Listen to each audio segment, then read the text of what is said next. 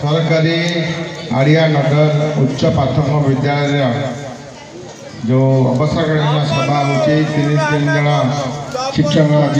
अवसर ने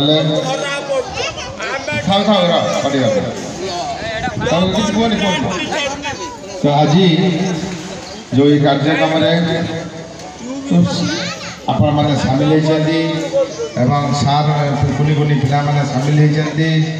समस्त को छोट छोट पिला को मोर स्नेह श्रद्धा आज जो शिक्षक ये स्कूल रे दीर्घ दिन धरी परिश्रम दे एठी जो पिला जीवन गढ़ारे दीर्घ समय बिताई द्वारा बहुत छुआ आज बहुत उपरू स्थान को जाती बड़ मनीष होती गोटे शिक्षक सब चाही था स्कूल पिला भल रिजल्ट करू भल पाठ पढ़ू भल मनीषटे हो सब शिक्षक गोटे कथा चिंता करती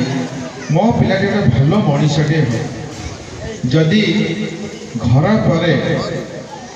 जदि किए पिलार भविष्य गढ़ी थाए सी होती शिक्षक तो शिक्षक मानकर जो कर्तव्य जो भल पाइबा छुआ प्रति आज जो तीन जन अवसर ने देखा जद्वारा आज ये गुरु पूजन पे जो सुंदर गुरु पूजन कले जो कथा रिक्वायरमेंट कलापर जो कथा कही एठी से परवर्ती अवस्था समय देवे छुआ भविष्य गढ़वे जो डाके सी आसी पिला पाठ पढ़े जाओ ये उन्नत चिंताधारा आजिका दुनिया बहुत कम लोक पाखे देखा मिलता है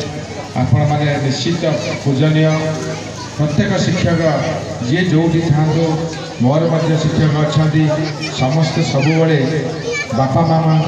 सब रही था कारण द्वारा आज आम समाज में प्रतिष्ठित व्यक्ति हो पारिछुं